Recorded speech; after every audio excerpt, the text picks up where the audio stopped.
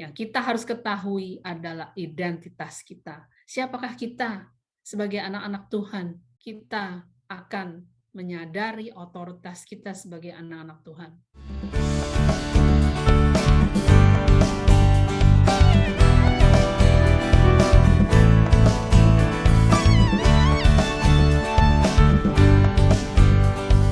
Ketemu lagi ya, dan hari ini saya akan membagikan mungkin sudah seperti mungkin lihat semua judulnya ya, spiritual battle ya, pertarungan rohani ya, yang terjadi saya percaya semua ya, di mana-mana.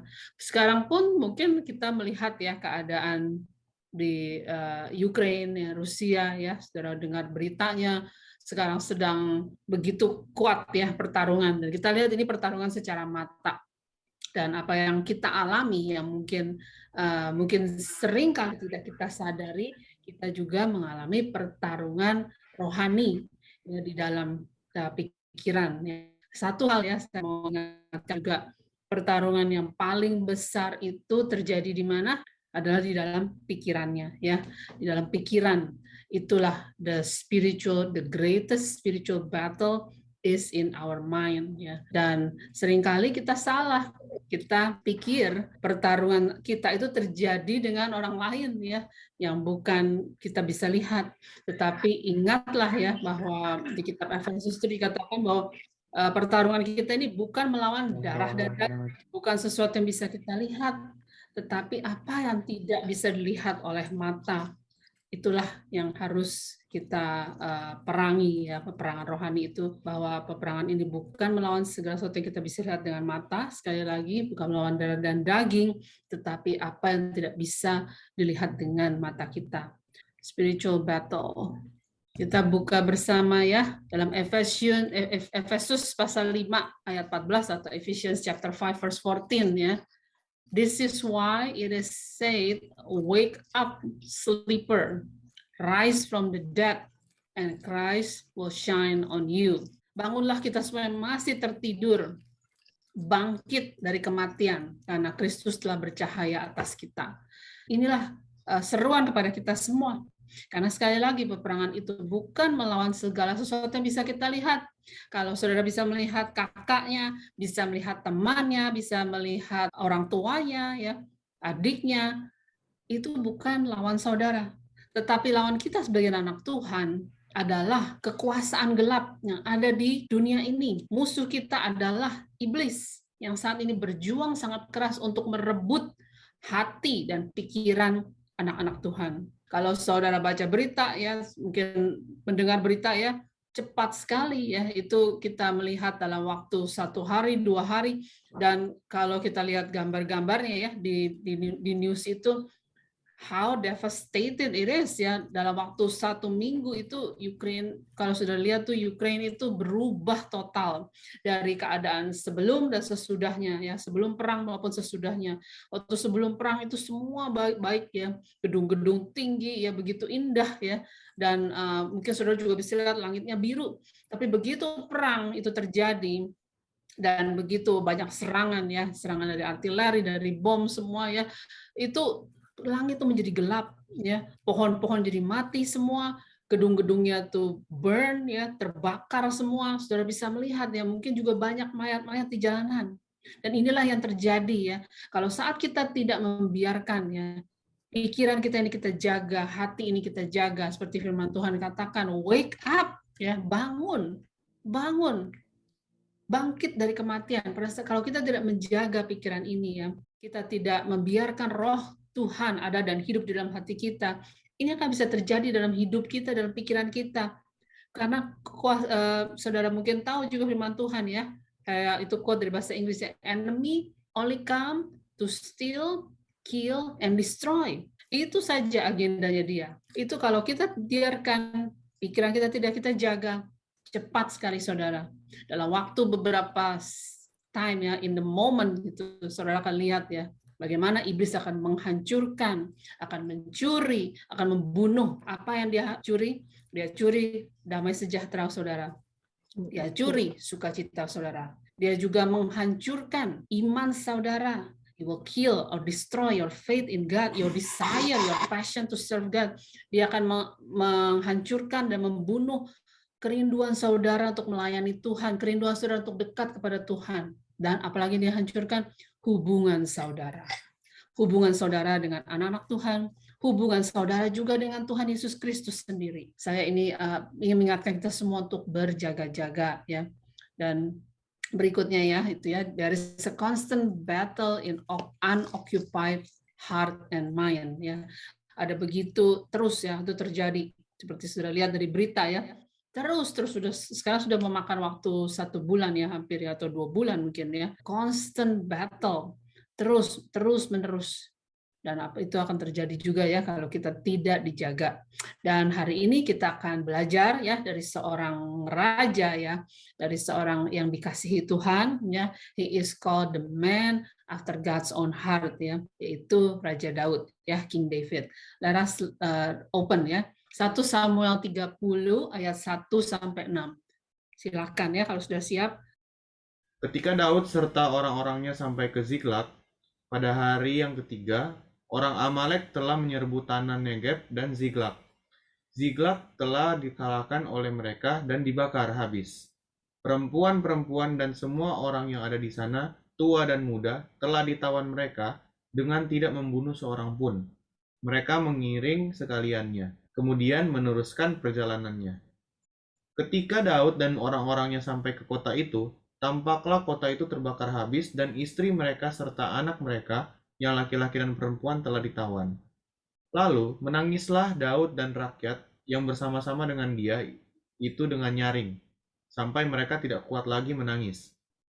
Juga kedua istri Daud ditawan, yakni Ahinoam perempuan Yizreel dan Abigail, bekas istri Nabal, orang Karmel itu. Dan Daud sangat terjepit, karena rakyat mengatakan hendak melempari dia dengan batu.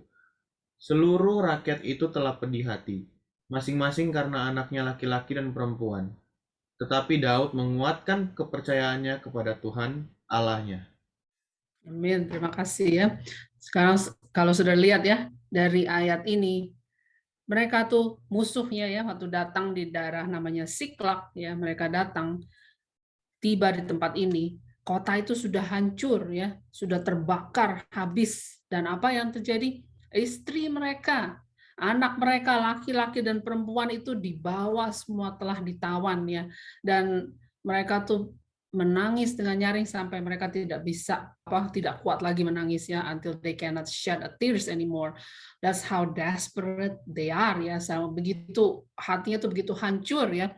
Karena semuanya hilang, saudara. Apa yang mereka bangun selama ini, kota yang mereka bangun, keluarga yang mereka bangun, dalam sekejap musuh menghancurkan semuanya dan juga musuh menawan semua keluarganya. Ya, ini saya rasakan ya sangat relevan ya kita sekarang. Mungkin kalau di saat kita tidak melihat ada perang, kita mungkin tidak bisa relate dengan ini.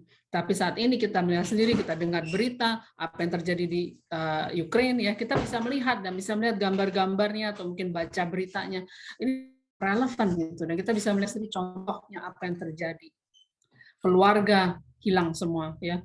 Mungkin saudara juga tahu beritanya ya, kalau di sana itu men yang di bawah umur 90 atau 80 ya, saya rasa itu mereka harus tinggal. Setiap pria yang berusia di bawah 80 itu mereka harus tinggal untuk fight for the country. Dan keluarganya harus meninggalkan mereka. Mungkin juga lihat ya bagaimana saya melihat ada video gitu ya di berita ya, di news, ayatnya tetap tinggal ya, istrinya harus pergi bersama anak-anaknya masih babynya itu sampai di mobil, di kaca mobil itu sampai menempelkan hidungnya ya, and then the bus left gitu, the bus is sleeping and the dad stay. Dadnya cuma bisa begini-begini aja dengan air mata ya, karena dia harus tinggal untuk bertarung buat negaranya, dan istri dan anaknya harus pergi meninggalkan dia. Dan semua apa yang mereka bangun ya dalam beberapa puluhan tahun ya, 20 tahun lebih mungkin ya setelah mereka mendapatkan liberty ya, itu hancur begitu saja dalam waktu sekejap ya. Dan ini yang kita lihat ya di sini, Daud bersama dengan tentaranya ya, pasukannya kembali, dan mereka melihat semuanya sudah hilang, terbakar. Nothing yang saat itu mereka lakukan ya. Pada saat dia terjepit itu pun ya, Daud ini apa yang terjadi? Dikatakan rakyatnya mengatakan hendak melempari dia dengan batu. Wah, sudah keadaan terjepit. Biasanya kan dia butuh dong support dari keluarganya, dari teman-temannya. Ini yang terjadi malah dia ditinggal sendirian. Dia ingin dilempari batu, dia ingin dilawan oleh orang-orangnya sendiri.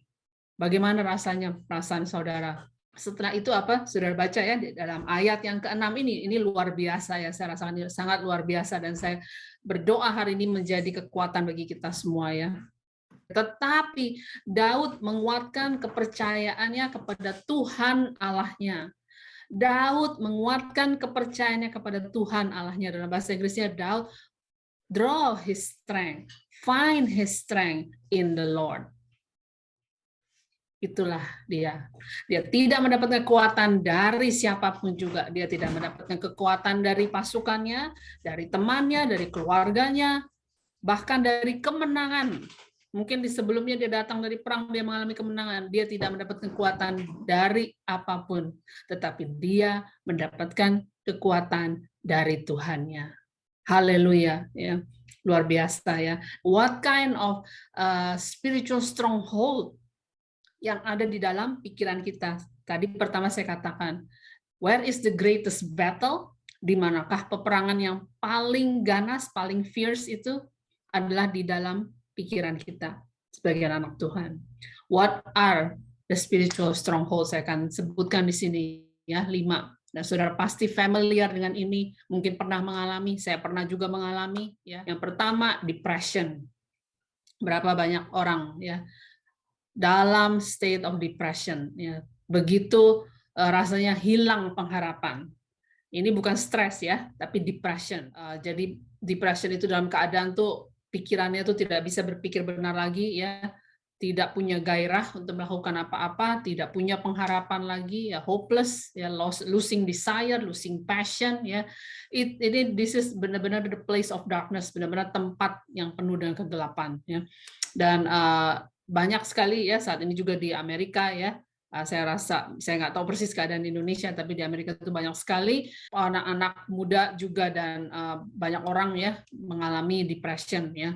Dan bukan hanya itu saja, mereka pun beralih untuk memindahkan depression ini beralih ke obat-obatan. Inilah yang musuh tanamkan di pikiran kita, bahwa kamu sendirian, kamu tidak punya siapa-siapa.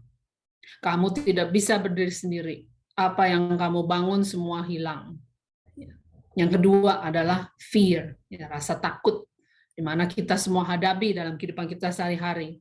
Karena situasi di sekeliling kita, ya, dan salah satu contohnya saja yang paling mudah ya di Amerika, harga saya percaya terjadi juga di Indonesia ya, inflasi, ya, semua harga-harga naik, dan yang paling jelas di sini harga gasoline ya, itu sekarang sudah kurang lebih nationwide itu $5 per gallon ya. Dan di Indonesia saya percaya juga pasti kena imbasnya ya, karena apa yang terjadi di seluruh dunia. Takut kehilangan pekerjaan, takut kehilangan income, takut bagaimana masa depan saya yang baru lulus, mungkin juga takut apakah saya bisa mendapatkan pekerjaan nanti setelah saya lulus, setelah berapa tahun saya sekolah dengan begitu susah payah. Yang punya pekerjaan juga takut, apa saya bisa terus bekerja di sini? Apakah company saya bisa terus membiayai saya? Takut akan masa depan. Kita harus punya iman. Iman itu adalah ya lawan daripada fear. Berjalan bersama dengan iman kepada Tuhan Yesus Kristus ya. Dan keadaan mungkin tidak bertambah baik, saudara. Karenanya kita tidak melihat seperti Daud ini, tidak melihat dari keadaan sekeliling kita. Kita tidak melihat dengan mata fisikal kita, tapi kita melihat dengan mata spiritual kita. Seperti dia mendapatkan kekuatan dari Tuhan sendiri, dan ini mengalahkan segala rasa takut. Ignorance, ya. Ignorance itu tidak peduli, ya. Wah, ini seperti orang yang hidup di dalam dunia maya, ya, living in the virtual world, ya. Karena saya ngerti semua sekarang apa-apa virtual, ya. But this is like exactly live in the virtual world, ya, tidak peduli dengan apa yang terjadi sekeliling kita, tidak peduli dengan kehidupan sesama kita, tidak peduli dengan kehidupan orang lain mungkin yang tinggal satu rumah dengan kita. Ignorance, just total ignorance, ya. Dan ini berakar, ya, banyak sekali orang yang hidup di dalam spirit of ignorance, ya, ketidakpedulian itu berakar dari yang berikutnya, ini adalah self-absorbed, ya. Self-absorbed itu hanya mementingkan diri sendiri. Apa-apa it's all about me, ya, semua tentang saya, aku. Keakuan itu besar sekali. Kalau tidak ada gunanya buat saya tidak peduli. Ya, dan saudara mungkin lihat sendiri, ya, bagaimana sosial media, ya, terutama, ya, juga ini adalah, saya tidak menyalahkan sosial media, ya, sosial media baik untuk saling untuk the way we connect with people around the world, ya, itu adalah suatu yang baik untuk kita bisa berhubungan dengan orang seluruh dunia. Tetapi bagaimana saudara melihat musuh itu sudah memakai sosial media itu menjadi stage, ya, menjadi panggung untuk manusia itu membesarkan dirinya sendiri. Berapa banyak dari kita, ya, posting Instagram, posting Facebook, ya. Saya pun juga, ya, suka juga, ya. Dan we sometimes kalau kita posting, kita expect juga orang lain like atau love, ya. And then the more we see that, kita tambah senang gitu, ya. Kita, wah, orang suka berapa banyak ini, udah ratusan, atau followernya tambah banyak, ratusan, ribuan, kita tambah suka lagi, ya.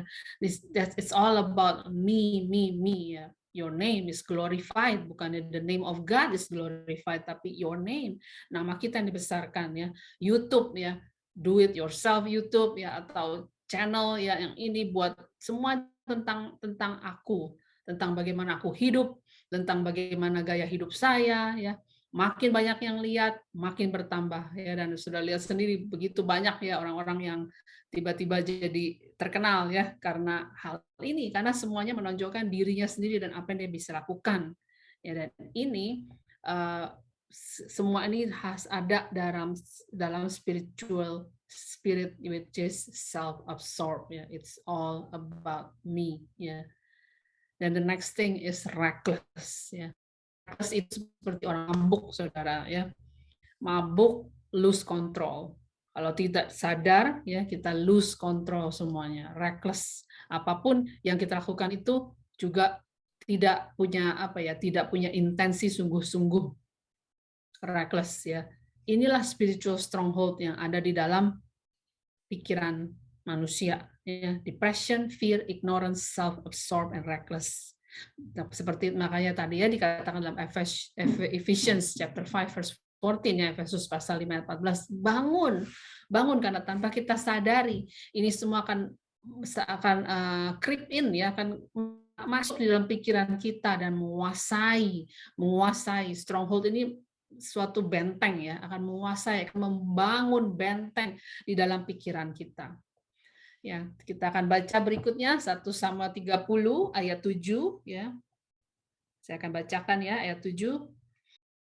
Lalu Daud memberi perintah kepada Imam Abiatar bin Amalek, "Bawalah efod itu kepadaku." Maka Abiatar membawa efod itu kepada Daud. Saudara, inilah gambar efod, ya. Apakah efod itu, ya? Efod ini adalah pakaian seorang imam, jubah seorang imam. Dan efod ini punya arti yang sangat besar, tidak hanya physically, ya, dia punya arti bahwa seseorang saat dia dijubahkan sebagai imam, yaitu mempunyai role, mempunyai peranan untuk menjadi pengantara antara Allah dan umat manusia, ya, antara Allah dan juga dengan congregation-nya, ya. Dan dia pakai ini dengan peranan dan pengertian bahwa dia adalah seorang imam. Daud ini langsung mengerti peranannya. Dia mengerti siapakah dia. Dia adalah seorang imam, seorang kepala, dan dia bisa datang kepada Tuhan, kepada Allah saat itu juga. Dan dia mengerti ini semua, ya. Dan bukan hanya itu saja, ya, efod bukan hanya sebagai jubah, tetapi juga sebagai armor, sebagai baju perang, ya, baju perlindungan, baju yang sudah diurapi, ya, jubah yang sudah diurapi. Saudara lihat mungkin di situ, ya, banyak di efod itu ada mata, ya. itu kelihatannya sangat ini ya, sangat berbobot. Ya, jubah ini berbobot dan berat ya.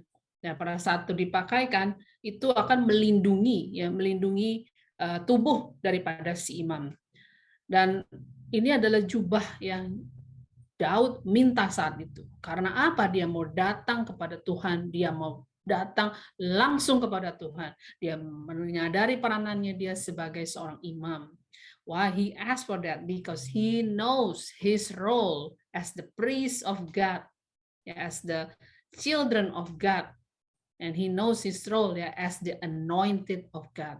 Karena dia mengerti otoritasnya dia.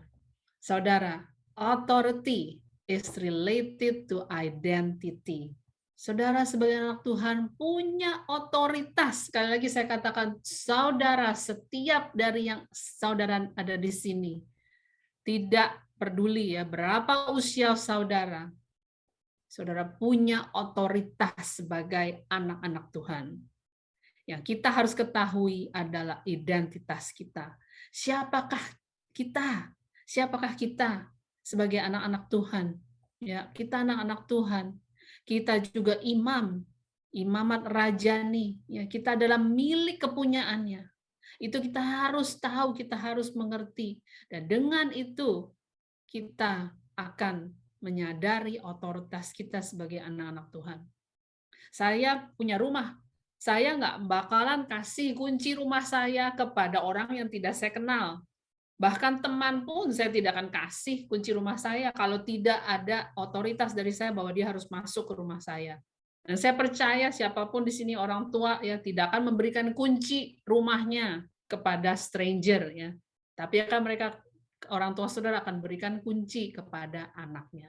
Kunci ini juga, jadi ini melambangkan juga otoritas ya. Karena siapakah identitas kita? Otoritas itu diberikan. Who are we in Christ? That's the authority is given. Because of that, the authority is given. You are the children of God. You are given the authority from God Almighty. Saudara, anak-anak Tuhan sudah diberikan otoritas itu. Nah, banyak anak-anak Tuhan yang tidak mengerti otoritas mereka karena mereka tidak menyadari identitas mereka di dalam Kristus. Lupa kadang-kadang ya. Amnesia, spiritual amnesia ya. Yaitu karena tadi spiritual stronghold ini ada di dalam pikiran mereka. Karena depression, mereka tidak tahu identitas mereka. Karena fear, they forgot who are they in Christ ya. Dan juga ignorance, tidak peduli siapa saya. Saya melihat diri saya apa yang dunia lihat.